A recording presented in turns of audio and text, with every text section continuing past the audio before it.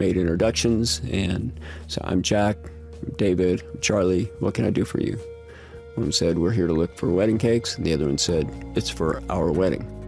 Jack Phillips owns a cake shop in Lakewood, Colorado. In July of 2012, he told David Mullins and Charlie Craig he could not make a cake for their wedding because it would violate his Christian convictions.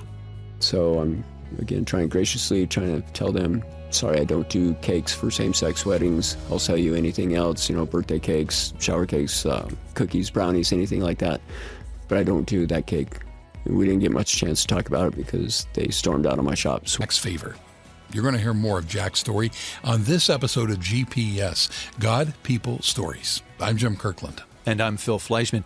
When the Supreme Court considers a case like Jack Phillips, it works to determine whether the law in question abides by the U.S. Constitution. Well, a little later in this episode, Billy Graham will share a teaching about that. The United States has a constitutional government. So the Bible is the Constitution of Christianity.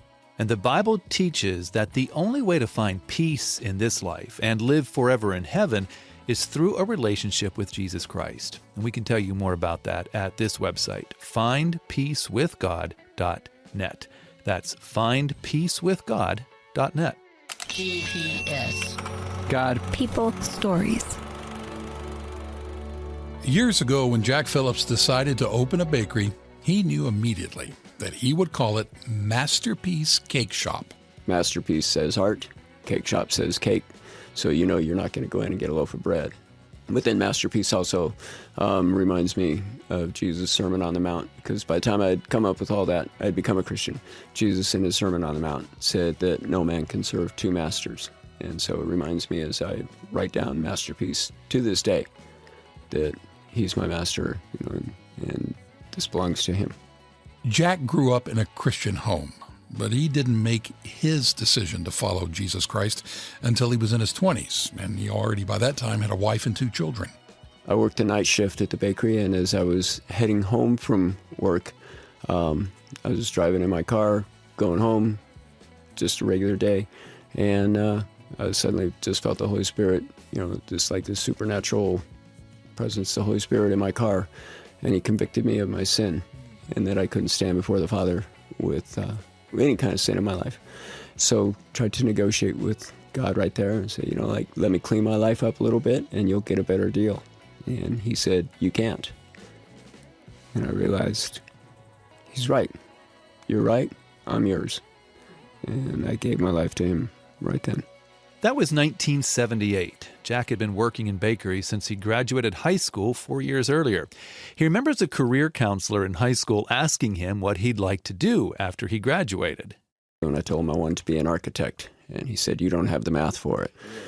And he said, what's your next choice? I said, I'd like to be an artist. And he said, there's no money in it. And so he's real downer, real depressing guy. It's like, you're just going to be a worker, go find a job. And I got a job at a bakery. A man that lived across the street from me owned a large wholesale bakery, a big commercial place. And I grew up with his kids and with a family and everything, so he was gracious enough to give me a job there. And I found right off that I really, really enjoyed it. Jack would continue working and learning his skill in bakeries until he opened Masterpiece Cake Shop in September of 1993.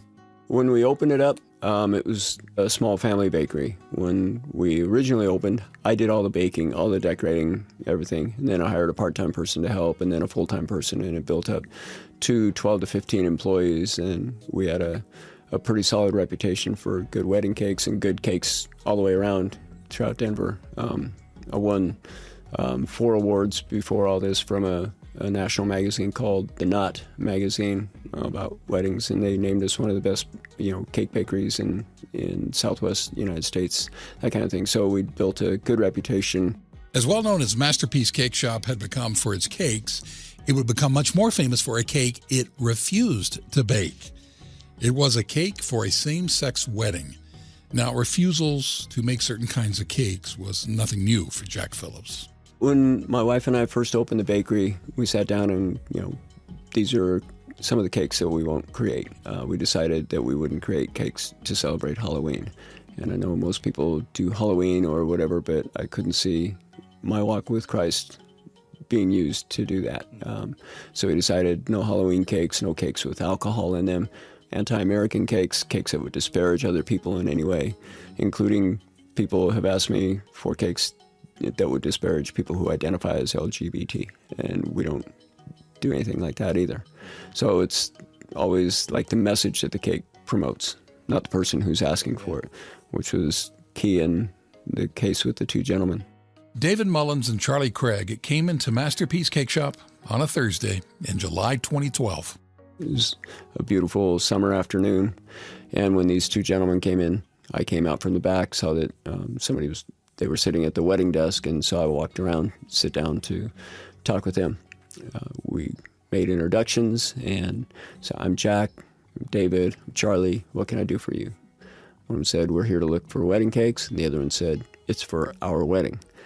And so I'm, again, trying to, tell them, I'm sorry, I don't do cakes for same-sex weddings. I'll sell you anything else, birthday cakes, shower cakes, cookies, brownies, anything like that. But I don't do that cake. We didn't get much chance to talk about it because they stormed out of my shop swearing at me at that point. And so conversation took about 20 seconds. About 20 minutes later, the phone rang.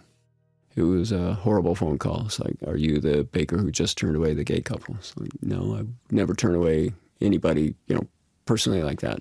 But I did turn away the opportunity to make a cake for a wedding that goes against the core of my faith, and that's not a quote. That's just, the gist of the conversation. And profanity followed from them, not me, and hung up on me. And then another phone call between the two guys leaving 4:30-ish. We closed at 6. I gotten 5 or 6 phone calls like that. And just, it blew up, and I just couldn't, imagine why so quickly that had happened.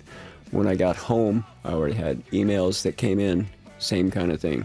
And then by the time I got up in the morning, I think I had 200 emails. And when I got to work, the phone was ringing when I got to work. And it rang all day, nonstop phone calls like that. And then a complaint was filed with the Colorado Civil Rights Commission against Jack and his Masterpiece Cake Shop. Jack went before that commission in October of 2012. The administrative law judge there found that I was guilty of violating the Colorado Revised Statute. And so then it went back, I believe, to the Civil Rights Commission to decide my fate, my sentencing. And they said that if I'm going to do wedding cakes, that I have to make cakes for same-sex couples. I have to retrain my staff in the error of my ways, change my policy, and then retrain my staff as to what the new policies would be, and then to report quarterly for 2 years to the commission on my progress of all my changes and all. So rather than start creating cakes that go against the core of my faith, same-sex wedding cakes, then we're not going to do any wedding cakes. So we were forced out of the wedding business by the state of Colorado, and that was about 40% of our business. So God's been faithful, and we paid all the bills, but I had like 10 people working for me, and at one point down to 4, including myself.